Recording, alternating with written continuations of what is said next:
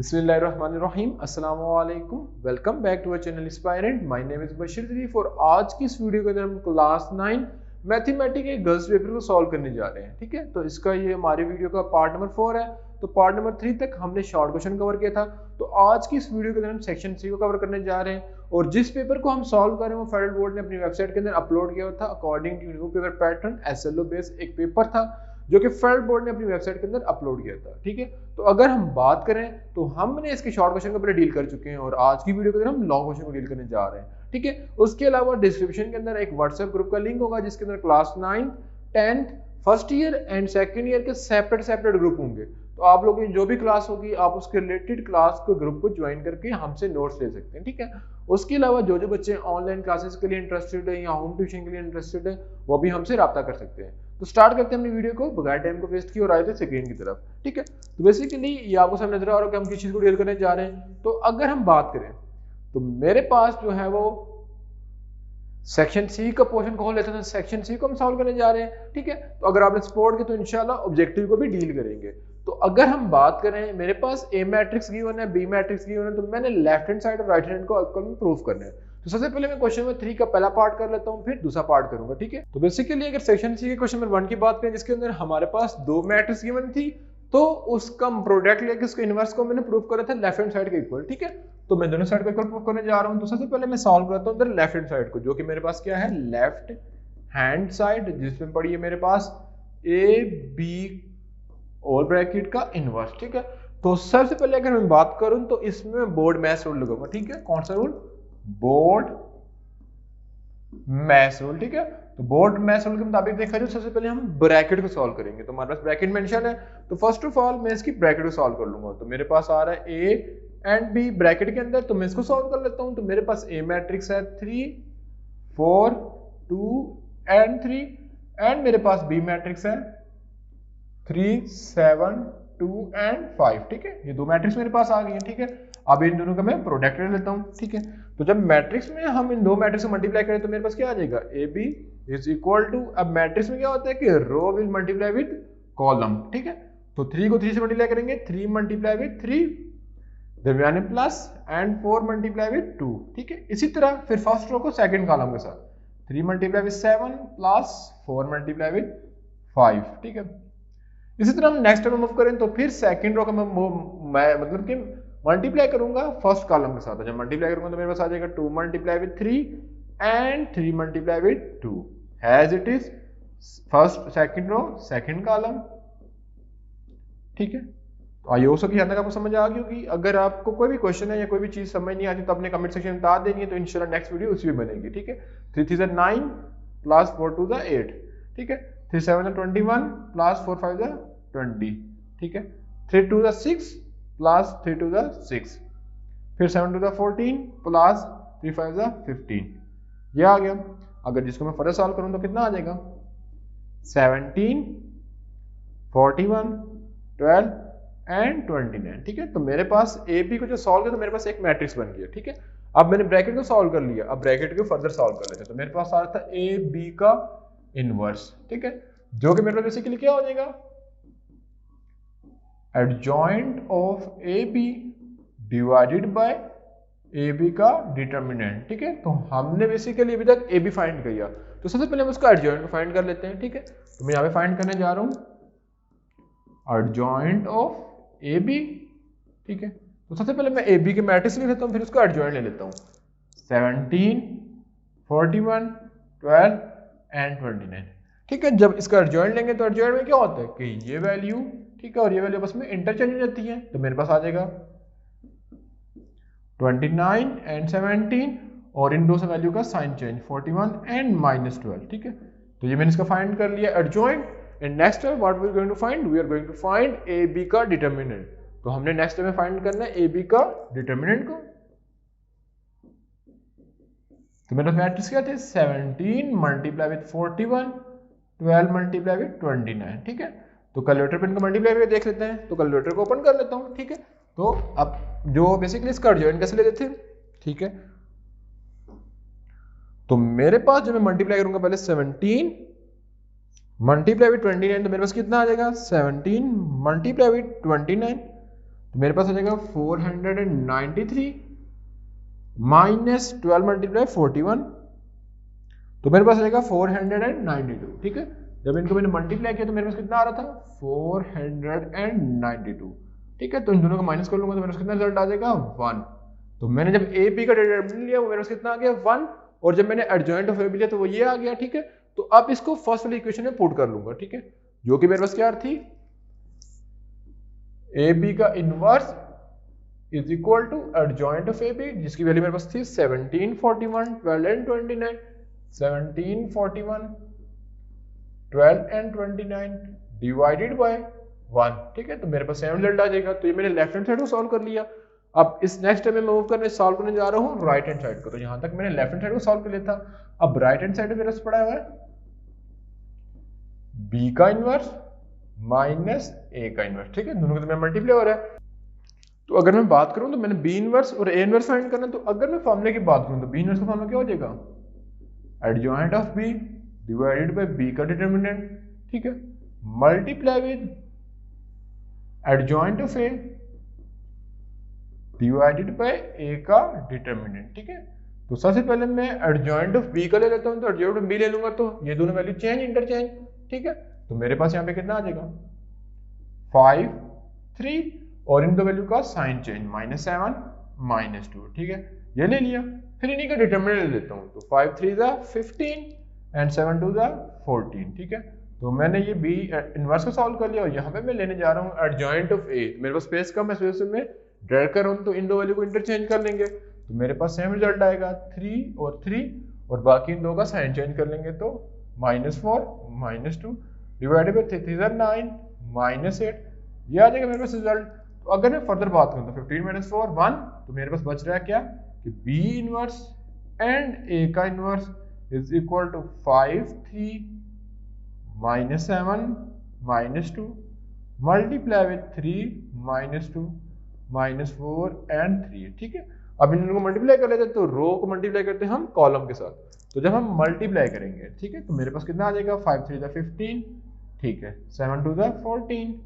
ठीक है, फिर 5 4 ज़ा 20 एंड 7 3 ज़ा 21, ये आ जाएगा। ठीक है, फिर अगर फर्दर करें तो 3 ज़ा 6 एंड 7 2 ज़ा 14। फिर अगर फर्दर करें 2 4 ज़ा 8 एंड 3 3 ज़ा 9। ठीक है, तो मेरे पास ये रिजल्ट आ जाएगा। ठीक है, तो उसके बाद इसको फर्दर सॉल्व कर लेते हैं।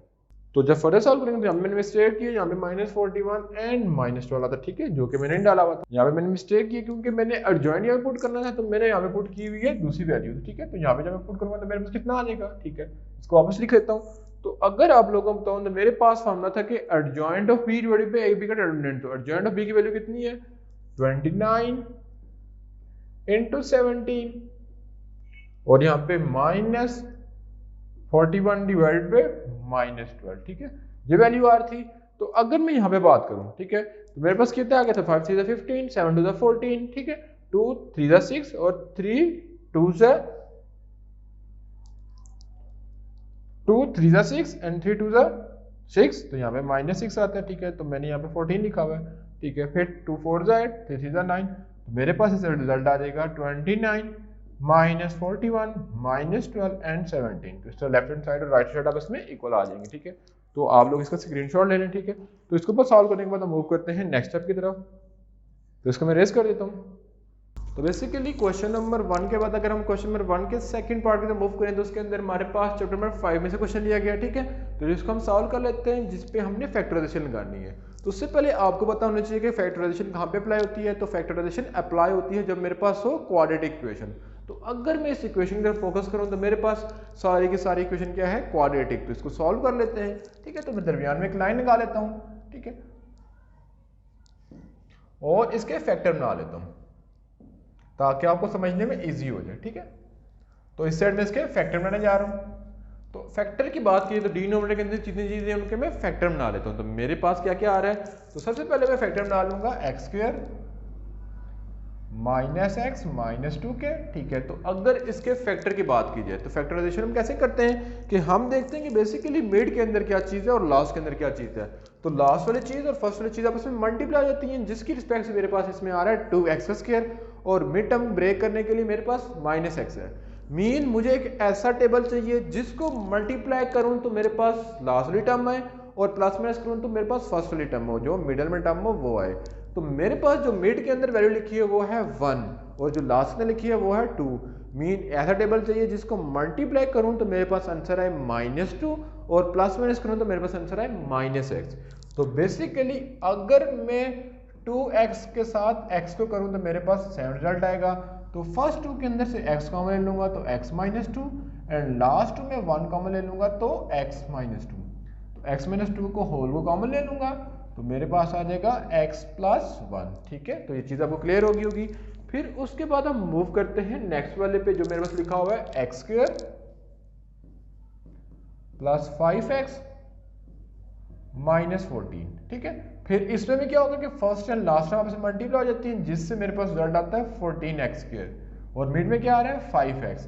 मीन मुझे एक ऐसा टेबल चाहिए जिसको अगर मैं मल्टीप्लाई करूं तो मेरे पास 14x² आए और प्लस माइनस करूं तो 5 आए। तो 7 को 2 से मल्टीप्लाई करूंगा तो 14x² आएगा और 7 में 2 प्लस करूंगा या माइनस करूंगा तो मेरे पास 5x आएगा।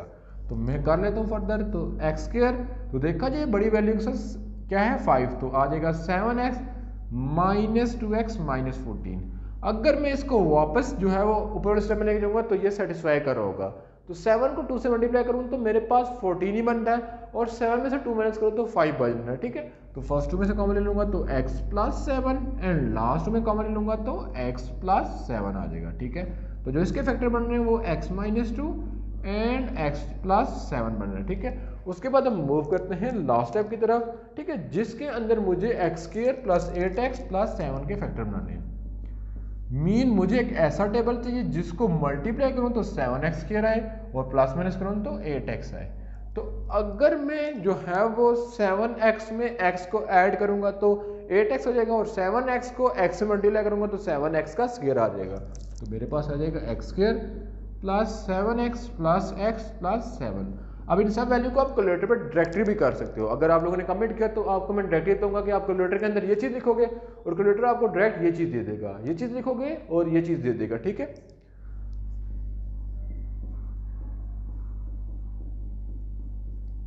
ये आ जाएगा। तो अगर मैं फर्दर करूं तो x + 1 एंड x + 7 ये आ गया। अब मेरे पास सबके फैक्टर बन गए तो उनकी जगह पुट कर लूंगा। तो अगर मैं बात करूं तो सबसे पहले मेरे पास यहाँ पे आ जाएगा x / x² - x - 2 किसके इक्वल आ रहा है x - 2 एंड x - 1 के इक्वल। इसी तरह -1 x² + 5x - 14 किसके इक्वल आ रहा है x - 2 एंड x + 7 के, ठीक है। इसी तरह अगर फर्दर मूव करें तो x² + 5x + 7 किसके इक्वल आ रहा था x + 1 एंड x + 7, ठीक है। ये मेरे पास आ गए। मैंने इसका भी फैक्टर लिख लिया, इसका भी फैक्टर लिख लिया और लास्ट वाले का भी लिख लिया, ठीक है। इन तीनों को सॉल्व करके मैंने इसके इक्वल प्रूफ कर रखा था। तो इसके नेक्स्ट में मैं ले लूंगा इनका एलसीएम, ठीक है। तो जब मैं एलसीएम ले लूंगा तो मेरे पास एलसीएम में सेम चीजें आएंगी, उनके एक बार लिख लेते हैं। तो x - 2 x - 1 एंड x + 7 मेरे पास एलसीएम आ जाएगा, ठीक है। यहाँ पे +1 आता है तो मैंने यहाँ पे मिस्टेक की हुई है, ठीक है। तो यहाँ पे +1 आ जाएगा, तो यहाँ पे भी +1 आ जाएगा, ठीक है। यहाँ तक आप लोगों को समझ आ गई है। अगर मैं फर्दर करूँ तो मेरे पास सबसे पहले मैं इसको कर लेता हूँ ग्रीन से। तो यहाँ पे x - 2 कट जाएंगे, x + 1 कट जाएंगे, तो मेरे पास जो बाकी बचता है वो है x + 7। तो यहाँ पे x को x + 7 से मल्टीप्लाई कर देंगे, ठीक है। फिर मैं दूसरा पेन यूज कर लेता हूँ जो कि मेरे पास ऑरेंज है, -x - 2 कट गए, ठीक है, x + 7 कट गए। तो देखा जाए तो ये दोनों ऑरेंज हाईलाइट हो गए, तो दरमियान में x + 1 बचता है। तो 1 को मैं मल्टीप्लाई करूंगा x + 1 से, फिर माइनस, ठीक है, और यहाँ पे सॉरी था -2 आ गया, ठीक है। इसका भी पेन चेंज कर लेता हूँ। तो इस पे मैं यूज कर लेता हूँ येलो, ठीक है। तो अगर मैं बात करूँ तो x + 1 गया, और x प्लस 7 गया, तो बाकी क्या बच जाता है x माइनस 2, तो यहाँ पे मल्टीप्लाई हो जाएगा x माइनस 2।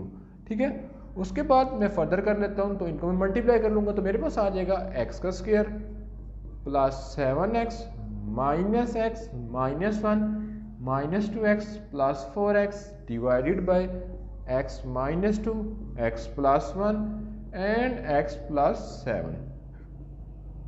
तो अगर फर्दर बात कीजिए तो मेरे पास बचता क्या है सॉल्व करने के बाद, x square 7x minus x minus 8x sorry minus 6x और 4x, तो मेरे पास कितना बच जाता है 4x, और ये बच जाता है 3 डिवाइडेड बाय x माइनस 2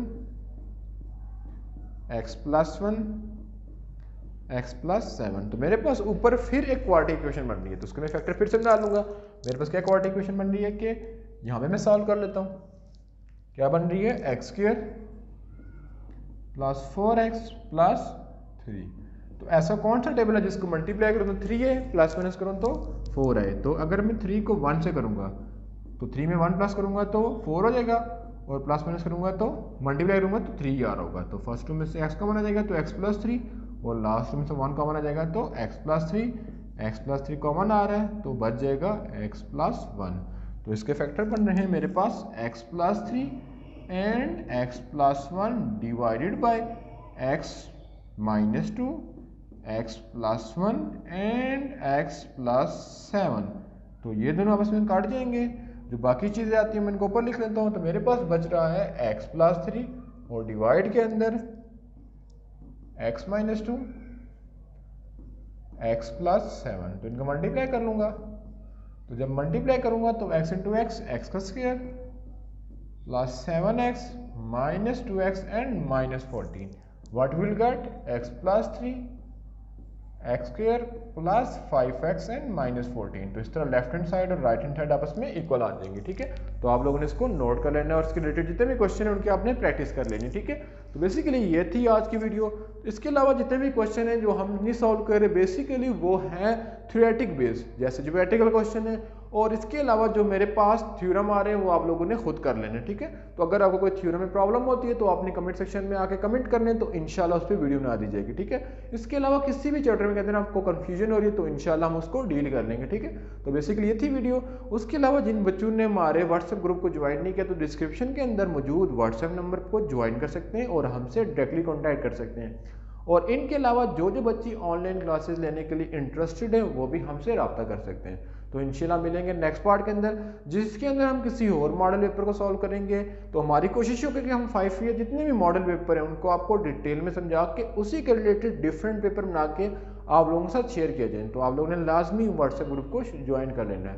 तो इंशाल्लाह मिलेंगे नेक्स्ट पार्ट में, तब तक अल्लाह निगहबान।